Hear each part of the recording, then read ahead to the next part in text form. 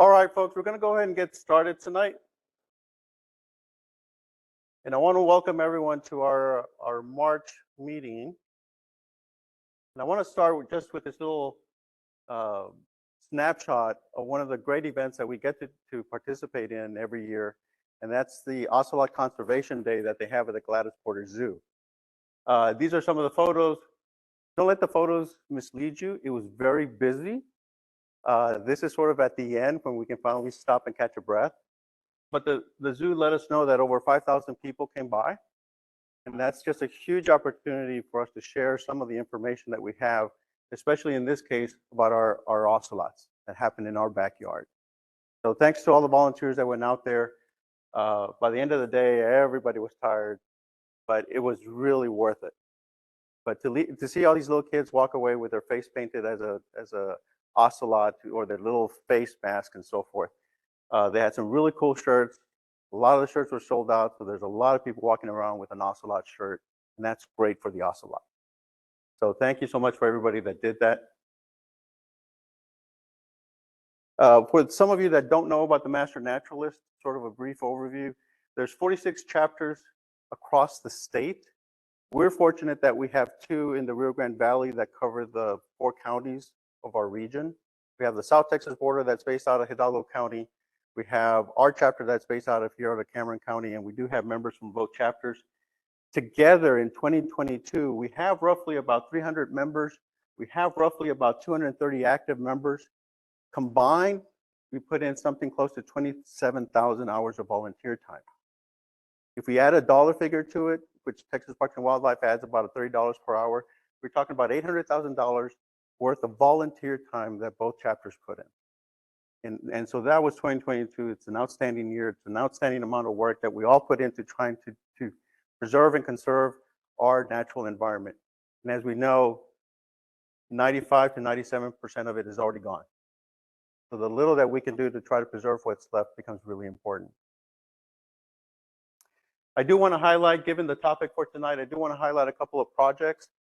Jose Palmos from our chapter has received the Bring Back the Monarch grant. He will be implementing a garden, pollinator garden, butterfly garden at the Thicket here in Harlingen. We also learned from Seth out at Oleander Acres that he also was awarded the grant. So he's going to be working at his butterfly gardens to implement a Bring Back the Monarch garden as well. Within our chapter, Sherry has initiated a pollinator project. At first, we called it the Butterfly Club, but we sort of figured, you know what, there's a bigger goal that we can achieve, and that's to help all pollinators, and the butterflies and the monarchs will benefit from what we do. And so hopefully you'll see a lot more information about that. She will be at McAllen's Monarch Fest on April 1st, representing our chapter.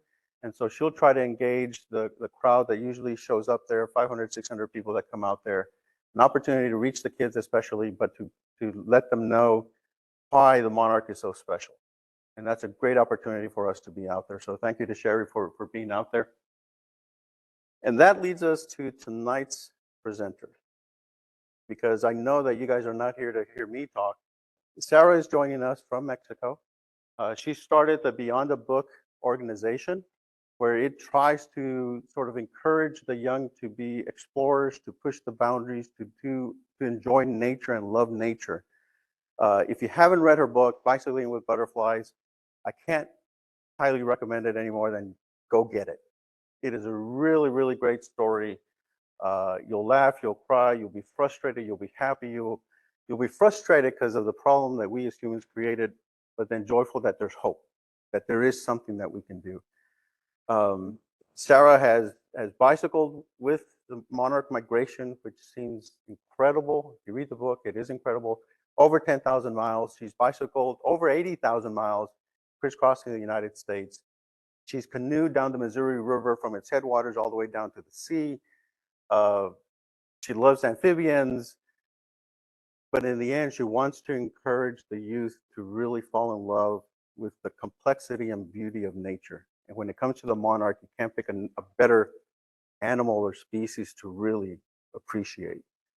And so we were able to invite her. She's down in Mexico hibernating with the butterflies. And so soon she will fly out just like they will. And so Sara, I'm going to turn it over to you. Sara, do you see the unmute?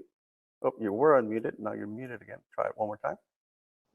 There you go, I think. Aye. We practiced, I promise we practiced. And this is not Zoom, so when you press unmute, it doesn't just unmute.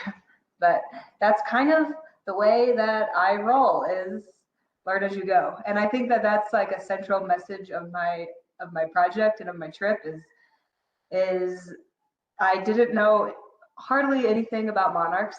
I didn't know hardly anything about, well, I knew quite a bit about biking, but I didn't know much about monarchs. And the way to learn is to just jump in and to learn and to make a lot of mistakes, but figure it out as you go, and not be afraid to kind of look like an idiot when you show up somewhere and you're like, where do the monarchs go? And anyway, so I've figured out a lot just by kind of rolling with the punches. I figured out today, about an hour and a half ago, that you all have daylight savings time and I don't. So there's a little hectic rush.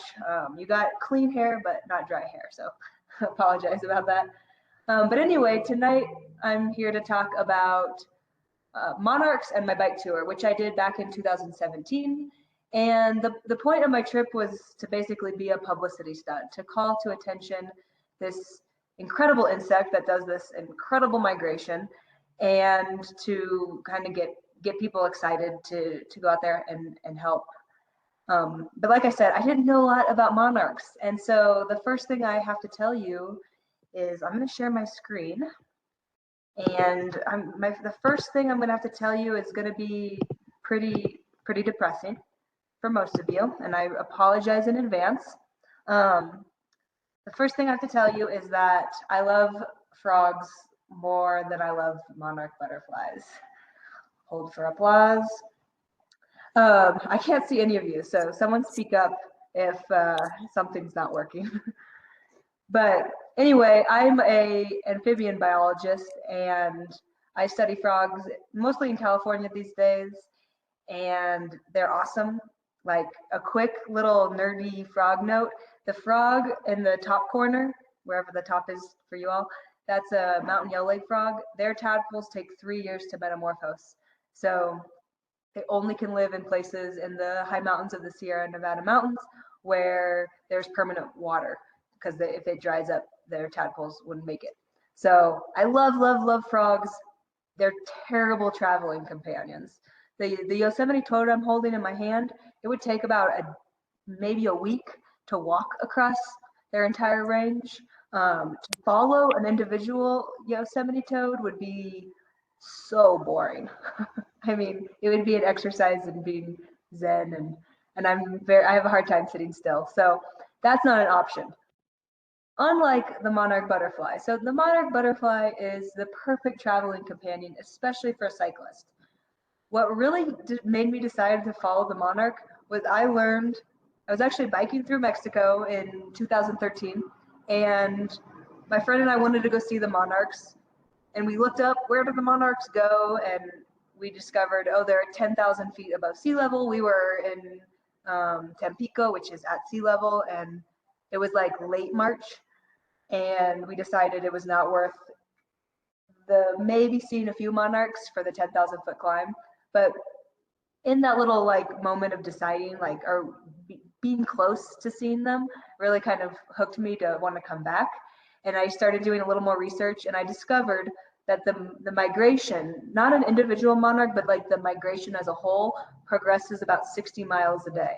And 60 miles is like, for me, the sweet spot with bike touring.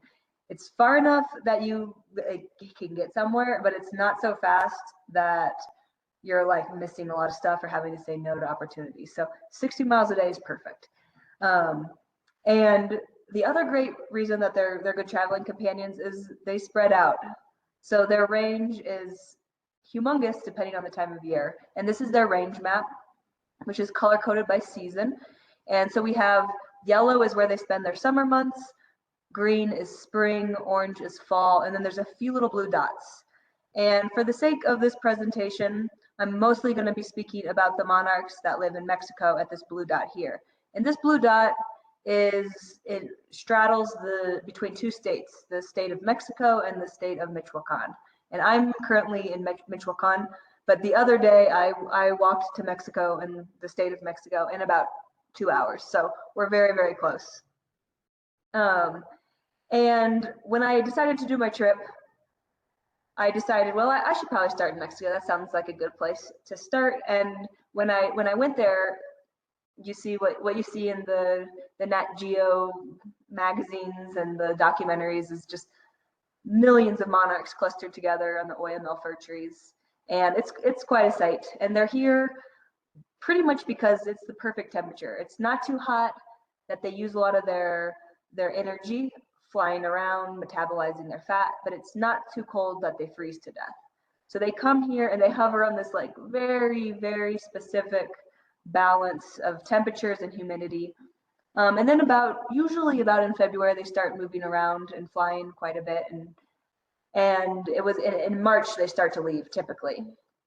And I started my trip actually, depending on who you ask, because I went to several colonies, but I started from El Rosario on March 12th. So I don't know, was that 7 years ago, 6 years ago? Someone do the math, 2017. But when I started, for like the first 3 miles or so, it was awesome because literally I was in a river of monarchs. So I don't know if you can tell in this photo, but there's quite a few monarchs hovering around me. And we were like pretty much going the same pace down this dirt road, and it was pretty awesome. And then the road, of course, there's no road in the world that like follows the crest of a mountain. Pretty much every road is a pass that goes up and over. And so the road kind of turned and started going downhill. And of course, the monarchs don't have to follow roads. And they went into the forest, and I sat there thinking, oh my gosh, what did I sign up for? But I kept going. And the first day I saw thousands and thousands of monarchs. The second day, I don't think I saw any. The third day, I don't think I saw any. I didn't choose, I don't think, the right route. And there's a lot of unknowns still, but the monarchs presumably follow the Sierra Madre Mountains to Texas where they spread out. And then by Texas, I was seeing 1 or 2 a day. I saw a few in Mexico, but definitely there was that moment where I was like, if I don't see a monarch on this trip, it is going to be so embarrassing. but I did. And in the end, this was my route. So that red line is 10,201 miles. And it took me from March 12th, I finished November 30th. So about 8.5 months. I was behind. Most of the monarchs arrive in early November. I'm slower than a monarch, it seems.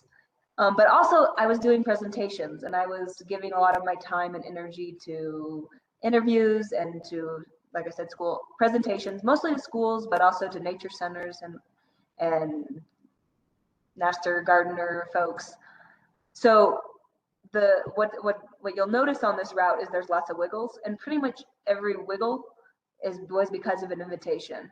So when I started, I did not know where I was going. Like my plan was leave Mexico and visit my parents in Kansas City and presumably have at least a shower, maybe a meal.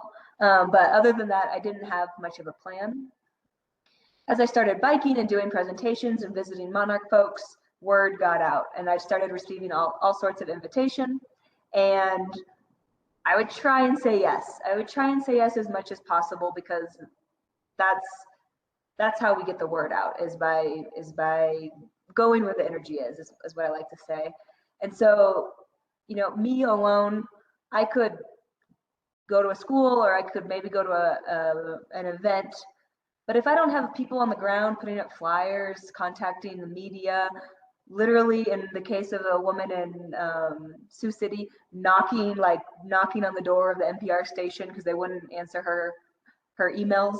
If I didn't have those people, then my voice would be much smaller. So if someone emailed me and said, oh my gosh, we will roll out the red carpet, we will, make something happen, I tried to add the miles on. Now I did this whole trip on this bicycle here. It is a 1989 Specialized Hard Rock, nothing special. I think I put it together in 2012 from a bunch of old used parts, and I think it cost me about $200 plus a tip to the bike. We call it a bike church, where you kind of it's like a a co-op, a bike co-op. So you don't need to have super new, super fancy stuff. In fact, I recommend getting an old beat up looking ugly bike, because then you can just lean it up against a grocery store and go in and no one's probably going to steal it because it looks like a piece of junk. So I did a lot of relying on looks can be deceiving, but it's a good bike. And on the bike I have what we call panniers. The front ones are store bought. And when I would visit schools, I would tell kids my front panniers are my bedroom and my office. So my computer, all my sleeping gear, sleeping bag, pajamas, book, light, that sort of stuff. The back was my kitchen, my workshop, my house. The red bag there is my tent. The blue thing is a little camp chair. That was like my luxury, because I spent a lot of time networking in my tent at night. And so unnecessary, but super, super nice to have. And because of the setup, like I mentioned, I didn't have a plan when I left Mexico other than to go north. And I didn't need one, because when I'm biking on with this bike, sure, it's heavy, I go slow, but I know I have everything I need. So when I'm hungry, oh, sorry, there's all my stuff laid out. When I'm hungry, I stop and eat. And when I'm tired, I stop and sleep. And I never once paid to camp. I didn't camp at normal campgrounds. People are always worried for me. They think, oh no, you're gonna die on the side of the road. But I feel way safer camping. I call this stealth camping, which is like basically hiding in plain sight. This is in Texas, and there's the highway. And Texas has like pretty much no public land. So even if I wanted to rely on campsites, it would have been really hard. So I mostly camped on the right of way and the highway easements behind well-placed shrubs. But like what I always tell people is, I'm probably the first person to camp here since that road's been made. I'm probably the last person to camp there. So unlike a campground where people are like, oh, let's, maybe some rowdy folks want to go mess with someone. Let's go see if someone's camped at the campground down by the, river or whatever. No one's like, let's go see if someone's camped 15 miles out of town behind that tree. And I just felt so much safer. And this is what the monarchs deal with. The monarchs don't have a map of where people have planted habitat. They don't have a map of where they're supposed to go. They show up and either they have what they need or they don't. And I was the same way. Sometimes I'd show up and it was a rough night, and other times it was perfect. And I think what we need to think about the monarchs a lot is offering them invitations to stay at our houses or to stay at our schools or our churches or our roadsides even. And for a monarch, an invitation means planting those native nectar plants, especially in Texas. I'll talk about that in a sec. And also planting native milkweeds. But back to why I love biking, camp when I want. I also am going the perfect speed to just stop whenever I want. I did a book tour this fall, and I rode my motorcycle from my parents' house in Kansas City to here in Mexico. And I wanted to stop so many times, but I'm just going too fast. And by the time you see something, and then by the time you stop and you find a safe spot, and you take it off your helmet, you're just like, oh, I'm gonna keep going. On a bike, you just stop. So my trip was about monarchs, but it was about all the creatures that are on the route of the monarch, including this little tiny toadlet that I stopped and moved off the road, including, to me, the most beautiful animal of the trip, rough green snake. This snake, by the way, is 100% harmless. They could not hurt you if they wanted to, but we see a snake and we are often scared. And I think the same problem the monarchs are facing manifests in snakes, in our relationship to snakes. And that's, we see a wild creature and we think wild is bad.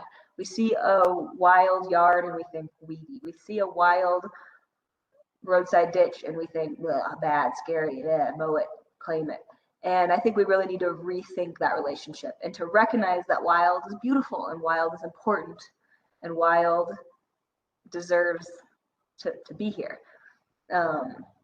Scariest animal of the trip, no question about it. I had 2 run-ins with live skunks. Both ended fine, but there's always that moment where it's like, if I'm already on a pretty terrible looking bike, my clothes look like I washed them in a gutter, And if I show up smelling like a skunk, that's going to be the final straw. That's going to be the straw that the principal says, please leave our school. So it was a good thing. I joked the scariest animal of trip 100% is humans. And I met a lot of awesome humans. For the most part, the worst humans were just the ones that drove too fast and didn't think that I was a human that deserved more than a few inches of space. Slow down when you see a cyclist. It doesn't take that much time, and it's important. In this particular instance, this man slowed to a stop. I was in the middle of nowhere, Mexico, and like I didn't want to talk to anyone. It was hot, and I was bored and tired, and wanted to get where I was going. But he stopped, and like I did think for like a second, like I'm just gonna pretend I don't notice him, or like I'm just gonna pretend I don't understand that he wants to talk to me. But I stopped. I should mention I'm an introvert, so it was like a lot of work to stop. And he's like, hey, do you want ice cream? And I said, yes, of course.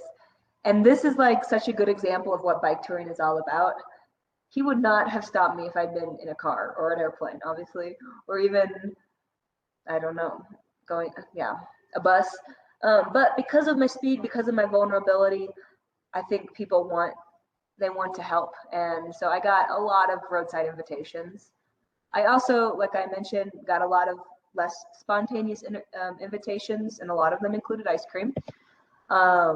This is Margaret. She was a friend of a friend who heard about my trip, and I was passing through. She lives in Ontario, and she said, hey, do you want to stay at my dairy farm? And I said, yeah, of course. And then she said, hey, do you want homemade ice cream from my dairy cows? And I said, oh my gosh, yes. And I included Margaret because of all of the people. This photo I love maybe the most because it's like proving, I think, a central point of my trip, which is in the foreground, she's feeding me. And in the background, that's her backyard. She's feeding the monarchs. And it's just the same. A traveler is a traveler. A traveler needs invitation. And in that invitation, we need food. And for the monarchs, as I've mentioned before, native nectar plants and milkweed. So get those invitations on the ground. I've given this presentation quite a bit in one form or the other. I had a picture of Margaret since I stayed with her, and it produced one of my favorite moments of the trip, which was after another presentation down the road.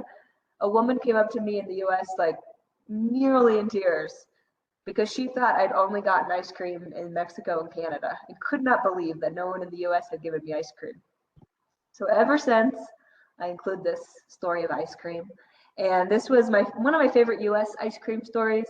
I met Erica and Lynn in Mexico before I started my trip. They were travelers, and we traveled to one of the sanctuaries together. They had rented a car, and they said, oh, we live in New York. When you come to New York, you can stay with us. And I think they were saying it as in like, you're not coming here, you can stay with us, sure. But of course, whatever it was, 4 months later, I call Erica on the outside of the photo, and I said, I'm here. And so I ended up staying with Erica for a few days. And then Lynn in the middle, Lynn said, we've got to go get ice cream and a fish. And I said, well, I said in my head, that sounds terrible, but got to try everything once. So we go to a place, and I'm so incredibly grateful to learn that it's ice cream and a fish, but it's this Japanese dessert, and the cones look like fish. I don't think I have a picture. No, I put the picture out. But Google Japanese ice cream and a fish. It's pretty adorable. So lots of invitations, a lot of them from saying yes. But most of my trip was just biking down the road, not very glamorous. I biked about 60 miles a day, as I noted, about 10 miles an hour.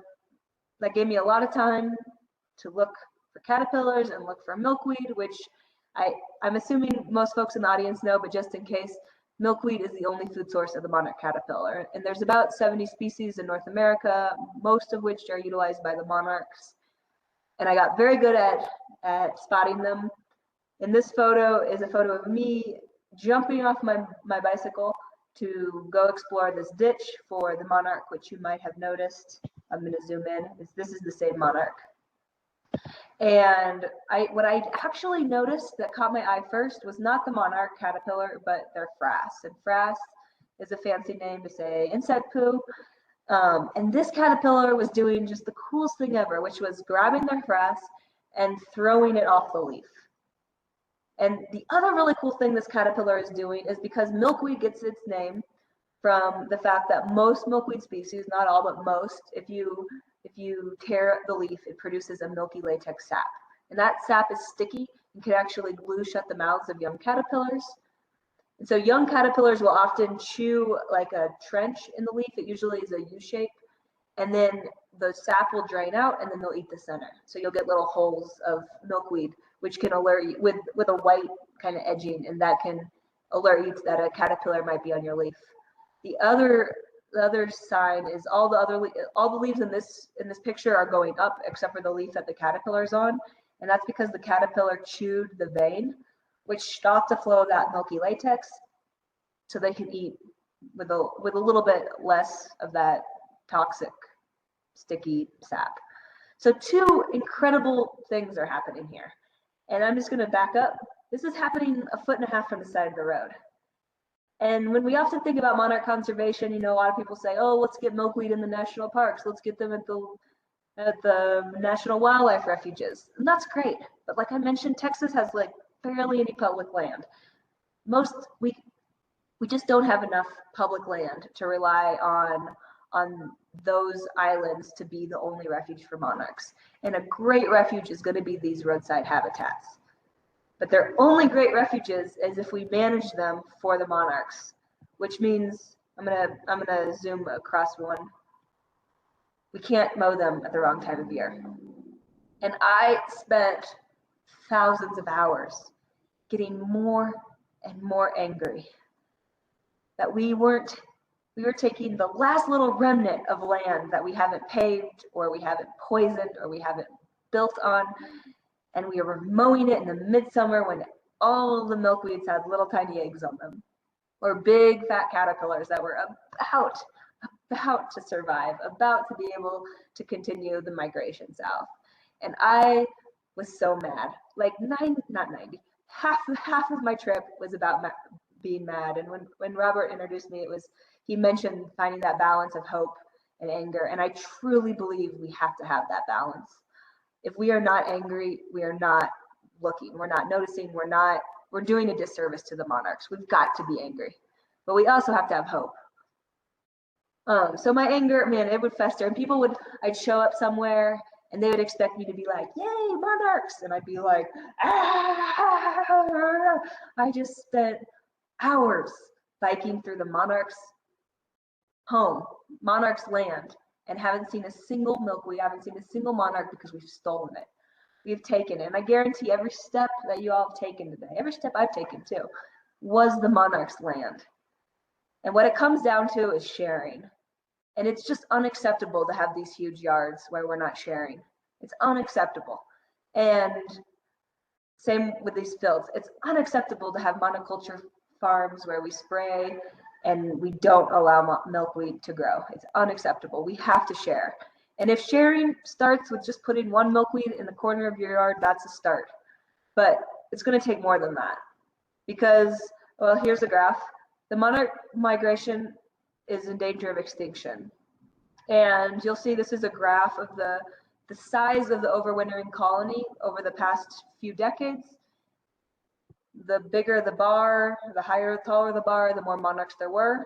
You'll see in the last 2 decades, we've had pretty low numbers. And you'll also notice here that there's this green dotted line. That's where that's where scientists have deemed the monarch population stable, which means if there's a freak storm that kills 80%, which has happened, there'll still be enough monarchs to recolonize in the spring. Or if there's a drought in Texas in the fall and there's poor nectar quality and maybe a lot of monarchs starve over the winter, there'll still be enough to rebound. The beautiful thing about the monarch is that it takes multiple generations to do the migration. So these monarchs here that I'm witnessing right now, They're going to die when they get to Texas, hopefully after they've laid eggs. Their eggs, or their kids, will be the first generation of the season, and it will take between 3 and 5 generations to rebound. If a female lays 400 eggs and 4 of them survive, that means we've doubled the population in 1 generation. So if we can double it in 1, imagine what we could do if there were 5. So there is a lot of room for rebound, but the only way the rebound is possible is if we have enough milkweed. So it's 6 hectares. It's the green line signifies 6 hectares of land. We haven't reached that in the last 2 decades. We barely reached it in 2018-19. But in order to get there, scientists have decided we need 1.8 billion stems of milkweed in the ground. Monarch watches have been around for 30 years, and I think they've put 500 million in the ground, or 50 million. Oh, Chip, if you're listening, jump in. Sometimes Chip is on these calls and he doesn't tell me. But we need lots and lots of milkweed. And one of the reasons we need so much is because every female will lay 5 or 400 eggs. But also, some years they're in eastern Texas, so we need to have all the milkweed they need in eastern Texas. Sometimes they're in central Texas more, and we need all the possible milkweed combinations possible in central. Or sometimes they're more in Georgia, and we're going to need all the milkweed they need there. So it comes down to needing lots and lots and lots, 1.8 billion stems across their range, so that they can lay those eggs, 4 of them can survive, and the population can double. 1.8 billion. Again, we're not going to get there with government chipping in, and we're going to get there only by sharing, by giving half of our yards, at least half of our yards, to the monarchs. Start small, but think big. And so, like I can already feel myself getting all angry. If I was just angry, it wouldn't work. So I have to have that anger, but I also have to have the hope. And for me, when I'm angry, there's 2 things that help. There's a lot of things, but the 2 main things are do something, anything, and surround yourself with other people that are doing something, anything. And oftentimes, I don't care what it is, even if it's like maybe not even helping or working. Like if you're out there trying, that's contagious. Trying, caring, that matters. And so even if you plant a garden and all the milkweed die, you tried and you learned a lot, and your neighbors saw that effort, or your kids saw that effort, and that matters. So for me, what I did, I don't have a yard, is I gave my voice to the monarchs. And I've talked to, at this point, probably hundreds of thousands of people about monarchs and about what we need to do. And then, like I said, I surround myself with people that care, including teachers. If you live near a school, go help the teachers start a garden, because there's so much work and the administration is so scared to change. But if you can get milkweed in a school and these kids can go explore and learn by like seeing an egg in their hand or on the leaf with their own eyes, that matters. So put in the work if you can.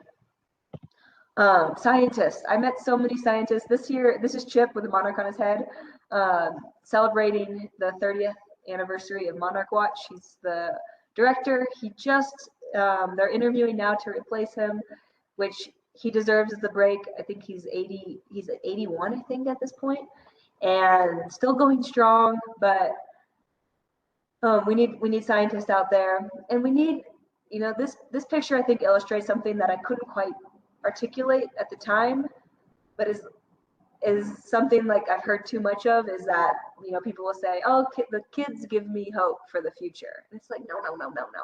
We can't ask kids to give us hope. We need people older than us to give us hope. And so Chip does that for me. Chip has put in 30 years of caring, of dedicating himself. I just found out he hasn't gotten paid for his work. He's just been doing this because he loves it, and because he believes in it, and because he knows it's important. And like, he's single-handedly making the world better. And we need young people need that example. So we don't want to ask young people to do the work. It's not their fault. It's the people that came before us' fault, and it's their responsibility. It's our responsibility to do something. And even if it doesn't work, to show the kids that we cared enough about their future to try. So old people give me hope. Farmers too. This is the Native American Seed Farm team in Junction, Texas. Woot Junction. Bill gave, or Emily, his daughter, invited me, but Bill gave me the most amazing tour, and he was so wise and articulate. He talked like super slow. He was like, very, very wise, I'll have to say, about native plants and about his work and his kind of his journey. And he started planting non-native plants as a landscaper. And then he talks about how there was a drought sometime in the 80s, I forget when, and you all will probably know better than me. But he saw that there were plants flowering on his commute where no one was irrigating, no one was watering. And that was kind of his first look into natives. And now his family operates Native American Seed Farm, and they grow natives and they harvest the seeds, and then they sell the seeds to folks like you to help replant the prairie, which is just super inspiring and such a good example of how we can all change. Even golf courses can bring you hope. This is a golf course in Missouri, and the rough is all native prairie, and they save hundreds of dollars a year on water, and they are educating a whole world of people that I might not have been able to reach. So very inspiring. And then there's the backyard gardens. And this is such a good example of sharing, because this is a garden in Tulsa, Oklahoma, and it has grass, it has a patio, it has non-native ornamentals, but it also has milkweed. And so again, it's about sharing. It's about finding a place where we don't just take, but we can also give. And I first looked at this garden and thought, dang, that is a tiny little garden. But then Amy, the owner of this house and who invited me to stay, said that she'd already seen 40 eggs.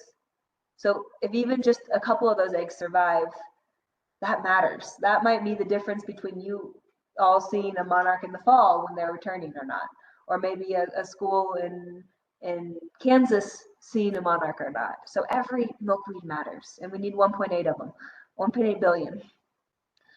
Don't put your milkweeds only in the backyard, though. We've got to celebrate them. We've got to embrace them, and we've got to rethink what beautiful is. So this is one of my favorite gardens. This is Nadia's garden in Missouri, Columbia, Missouri, and you can tell where her property line ends. I no longer see this green grass as beautiful. I just see it as a tragedy and as a waste and as a stolen land, to be frank. But I see her land as just so much possibility, so much life, so many things happening. And I also see it as an example, and we need brave people to be the example. And here is how our example works, because I guarantee you, before Nadia was here, that the neighbors would have mowed every little non-grass plant. But now there's this common milkweed popping up. And Nadia said, well, they mowed everything, and then they learned if there's no milkweed, there's no monarchs. And so now they mow around the milkweed. And this matters. And this is how our ideas spread. This is how milkweed spreads. So be that example. And if you're scared, there's a couple things you can do. One is, this is another good example of a native garden with a monarch proving that it works, is you can mow a very distinct line between grass and native, and also get a sign. So lots of organizations, including Monarch Watch, sell a sign so that you can help educate your neighbors. Val, by the way, I visited her on my motorcycle journey, and there was a major drought, as you all probably know, and her yard was looking a little crisp. But then we were kind of exploring where the butterfly weed, which is the common name of a popular milkweed plant, is, and I spotted this monarch. And this monarch, you can see their chrysalis right here, had literally probably we call it eclosing when they leave their chrysalis, a few hours earlier, and they were letting their wings dry before they took off. And I just had this moment where I just realized, like, this monarch exists entirely because my friend Val made the decision to share her yard. So it just really does come down to us deciding, are we for the monarchs or are we not? Are we going to share our yards with them or are we not? And the answer has to be, if we want to have monarchs, yes, we have to share. So get those milkweeds in the ground. If you don't have a lawn, you can find a place. This is a a parking lot native plant garden. So literally every single spot matters and could be the difference between life or death for a monarch. Even New York City, man, I do not like cities. I was ready to leave, crossed the Brooklyn Bridge, spotted this monarch. So if a monarch can survive New York City, they can survive anywhere. And this is one of my favorite things about the monarchs, is that they don't care who you are, they don't care where you live, they don't care if you're Democrat or Republican, they don't care if you're rich or poor. They will show up if you plant milkweed and native nectar plants. And they're going to give so much. Like often the thought is like, we got to help the monarchs. But it's a two-way street. So when we plant these gardens, we get beauty. I mean, it's impossible to deny the beauty of this plant. And this, by the way, is the butterfly weed I was talking about, a popular native milkweed for houses, gardens. But they also give you like cool little secrets. These are milkweed tussock moths. I did not know about them before I started my trip. They also eat milkweed. They're amazing. The monarch is bright orange because they're warning predators that they ate toxic milkweed and they themselves are now toxic. We call it aposematic coloring when they're bright colored. Tussock moths eclose as drab colored gray moths that are nocturnal. So aposematic coloring would not help, but milkweed tussock moths have developed aposematic sound. So cool. And that's a gift that I've gotten from the monarch. To know that is because I cared enough to notice the monarch's home. They've also given me a new perspective on predators. I find predators to be adorable. Some people think the best way to save the monarch is to take them all out of nature and put them in net cages and rear them. I'm all for rearing 1 or 2 or 3 so that you can see the process, so that you can maybe not be so sad when all of them get eaten by spiders. But we need to celebrate them getting eaten by spiders. We don't want 400 of millions of eggs or millions and millions of females to survive. It would be impossible to walk down the street in a few years. We want them to be meals to feed the food web. We want the spiders and wasps and ants and all of the predators to feed the birds and the frogs as well. So we've got to embrace the predators.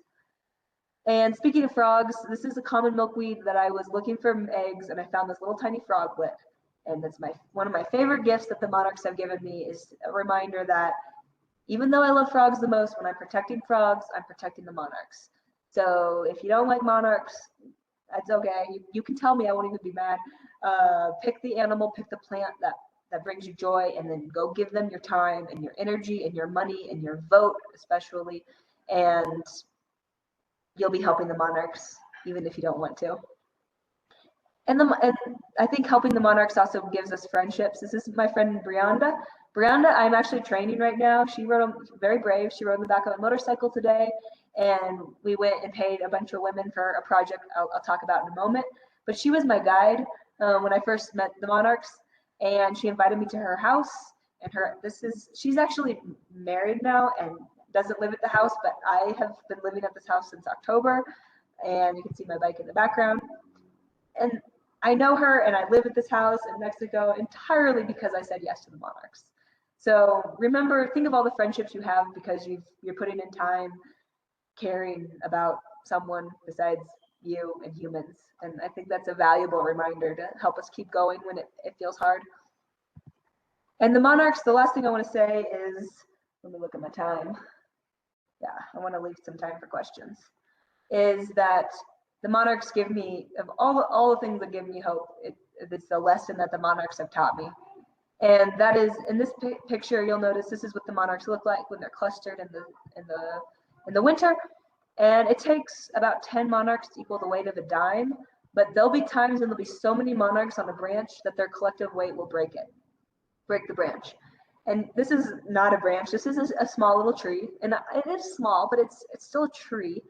And it's being bent by the weight of monarchs. And so I think about this every time. I think, what is the point of planting one milkweed, or what is the point of doing one presentation? The point is that it's not just one. If we're all doing something, it adds up. So we got to get the milkweeds in the ground.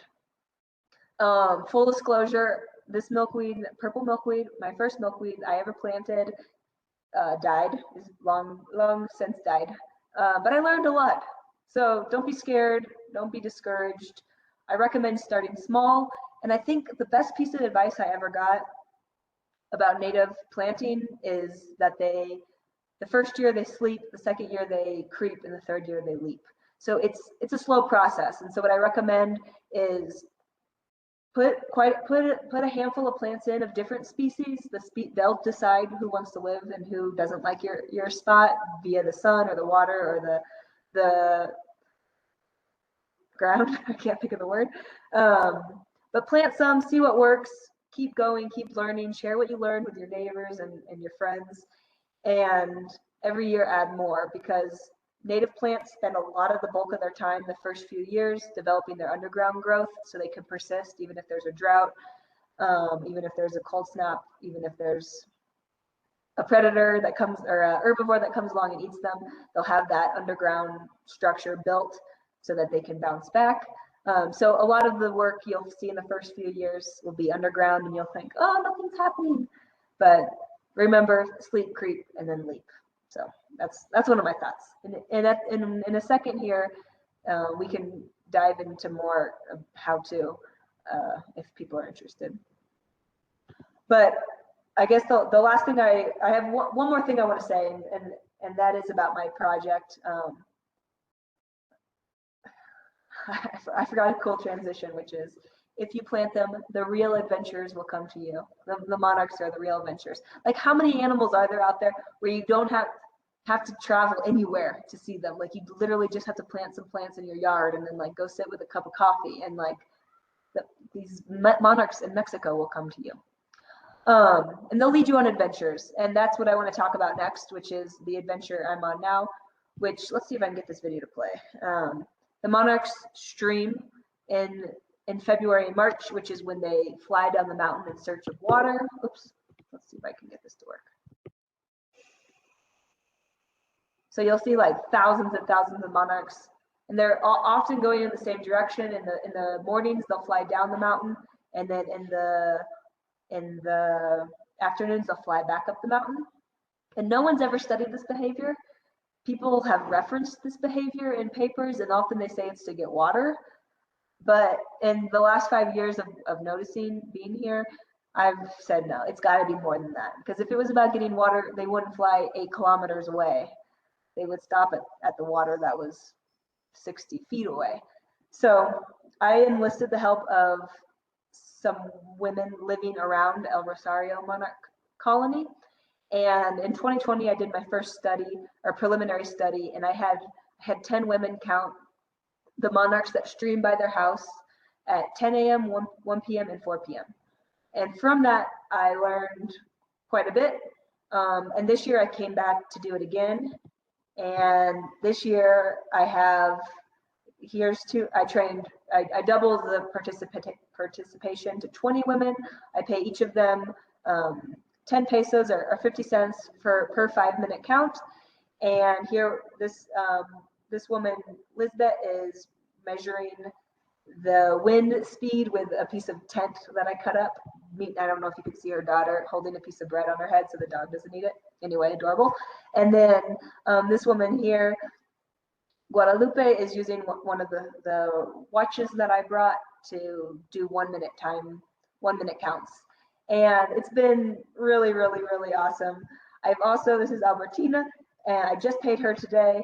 And I also installed, in here on her house, I have 7 of these that are connected to cell phones with mobile hotspot data, and that are uploading real time, every 1 minute interval, all the weather you could possibly want: solar radiation, wind speed, wind direction, distance, and number of relámpagos, of lightning strikes. So some really cool stuff happening. I just accepted a full-time job in California studying frogs, but I've been training my friend Brianda and a few other women to take over for me, and I think I can do it. So if you want to, this year's almost done. We only have about two more weeks in the season, but if you want to help fund my project, I have a GoFundMe. Yeah, you can Google County Monarchs GoFundMe too, and that will get you there. And yeah, every penny helps. Well, at this point, goes to them because I've already bought the thermometers. And the last adventure is that my hardback book is now paperback. And what is so exciting, and again, this is 100% a gift from the Monarchs, is that I won the National Outdoor Book Award. And I got an email from Dr. Jane Goodall, and so a quote from her is on my book. 2 gifts that are because I said yes to the Monarch, because I gave them my time. And it's one of my favorite things is like, the more I give to them, the more they give back. And so I owe the Monarchs like pretty much everything at this point. And even though I'm studying frogs, I'm gonna keep helping them. So with that, I talked a lot. I think I talked too fast. Sorry. Whoops, that's a different slide. I'm gonna stop sharing, and if there's questions, we could do that. And if not, that's okay too. Could you repeat your little slogan, sleep, creep, and leaf? Leap, come on, jump. Oh, okay. So the 3rd year they explode. They're done with their underground growing, or not done, but they've got a good foundation. And so then they start putting out a lot of above ground growth. And that's when you're like, yay, I've got a garden. Where in Mexico does the tropical milkweed grow? I've seen tropical milkweed in lower elevations in Michoacan, so near Zitácuaro. I did a little motorcycle trip a 3 weeks ago and went up to Tamaulipas, and I saw a couple tropical milkweeds growing on the roadsides. So at least in those 2 places. Hi, I was wondering, what other safety protocols did you do? Did you have to get permits or anything like that while you were going into Mexico? So to go to Mexico, you need to have a visa. So I just would show up at the border and show them my passport and ask for 6 months, 180 days. And then when I'm in Mexico, or even when I'm in Texas, I don't, like I said, my bike is ugly and my gear doesn't look fancy, and I'm not walking around with a gold crown. I don't have a gold crown, but if I did, I wouldn't wear it while I was biking. But I feel really, really safe in Mexico. I know there was just some news that was unfortunate in Tamaulipas, I think. But I felt the scariest I've ever felt has 100% not been in Mexico. It's 100%, maybe even, I might even put Texas on the map for drivers going crazy fast and wild big trucks and not giving me any space. So that's the biggest danger by a factor of 1 billion, I would say. Could you talk a little about which milkweeds to plant? Yeah, so my recommendation to you all would be to go to Xerces Milkweed Seed Finder or to Lady Bird Johnson, the Wildflower Center website. They both have a good place where you can search for what milkweed grow like in your county. Otherwise, I might turn it over to the audience.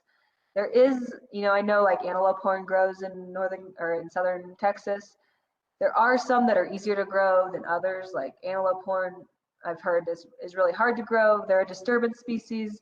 They like the roadside ditches. They don't like being transplanted. So starting them from seed is one of your only options. But there's lots of good resources out there. And there's 2 ways you can go. One is either getting native seeds, and a good place to go would be Native American Seed Farm. And they have reps all over southern Texas especially. But if you start by seed, you need to trick the seed into thinking that winter passed and spring has sprung, which means a lot of people will put them between wet paper towels in their fridge for 6 weeks, which is called cold stratification. And then you sprinkle them. You can either put them in potted plants, and then they'll sprout in the spring, and you can let them get a decent size so that you know it's milkweed.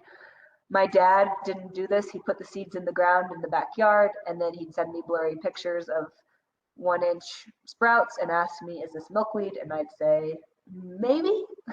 So if you're like me, still learning, that's a good way to go. And then of course, native seed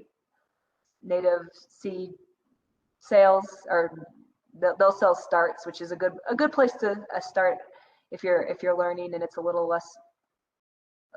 it's a little bit more, what's the word I'm looking for, gratifying, to have a plant that you can put in the ground that day. And if you're a school, Monarch Watch gives free milkweeds, and they'll connect you to the right species. But like I said, there's about 70 species that are native to North America. The monarchs will use most of them. One of the cool studies that have come out since my book was released is that different milkweeds have different toxicity levels. And so monarchs will actually choose if they have a choice, that they don't want the super toxic ones, and they don't want the ones that are not super toxic. They kind of have this middle ground that they prefer. Maybe instead of rambling on, if there's someone in the audience that has experience and wants to recommend a few native species, that'd be helpful. I think it's great that you're employing the local population to help you with that data collection, but do you have any thoughts already on why they're traveling so far to water? I think you said 8 kilometers, that's like what, 4 or 5 miles? And there's a closer water source. What is your thought on why they're doing that? Well, we know that monarchs need water all winter, so they're not technically hibernating because they're still active. And one of the reasons they need water is because, and one of the reasons that you all need to plant lots and lots of nectar plants is because the monarchs, when they fly south, are nectaring as much as possible. And their goal is to be as fat as possible. They're one of the few migrants that arrives to their destination heavier than when they start. And they arrive with all the fat that they're going to need. And that fat, they can't access it unless they have water to metabolize the fat. So they'll, every once in a while, when it's a warmer day especially, it seems, they'll fly to get that water. It also seems like they might form their colonies in places near an open area where in the mornings there'll be condensation. And it is pretty humid here all winter, so that helps, but they need that. And Chip Taylor with Monarch Watch just talked to me about how there'll be monarchs that will die with lots of they'll look like they're in good shape. They'll have lots of fat. It won't be from starvation. And the thought is it just didn't get warm enough for them to fly and get water to metabolize that fat. So we know they are flying to get water, and you do see them flying and landing in water and pooling. Why they keep going is still a bit of a mystery. It might be this is very much not science. This is just like chatting with scientist people. Mostly Chip Taylor. He's been a blessing for me and a mentor. But maybe the monarchs arrive here in sexual diapause, and one of the ways that insects break sexual diapause is by metabolizing and creating what is called juvenile hormone. And perhaps they're flying to kind of jumpstart their reproductive system so that they can mate, so that by the time they're flying north, they're reproductive and they're able to mate and fertilize eggs and to create it or develop eggs, so that when they get to Texas, they'll be ready to lay those eggs. But it's still a bit of a mystery. And the other thing that's so frustrating is when we're talking about hundreds of millions of an animal, there's going to be like variations, and there's going to be multiple answers happening at once. So just when I think I've got the monarchs figured out, they'll be like, today it was like super cold, but there is still quite a bit of activity in one place. And it's like, no, why? That doesn't fit. But yeah, stay tuned, I guess. One last question. Are you planning any other bike tours or work on the Western population while in California? That would be cool. I've daydreamed about doing I went to school in California and college in Humboldt, and so I've biked across California quite a few times. But it would be fun to do a Western tour. I haven't picked a time, and picking a time is the hardest time. But I promised my new job that I'm going to give them 2 years, see if I can handle it. It will be the longest job I've ever had. Up until now, my longest job was in high school. So we'll see if I can manage. But I'm excited to learn. Well, Sarah, we want to thank you so much for joining us today. It's an inspiration. It does give us hope. It raises the flag to the challenge that we all face together. And it's really nice to hear from you. And it's an outstanding book. Thank you. Well, thank you so much. And if anyone has more questions, they can get a hold of me. And yeah, thanks for giving me a platform and helping me make my voice louder. And thanks to all of you for caring.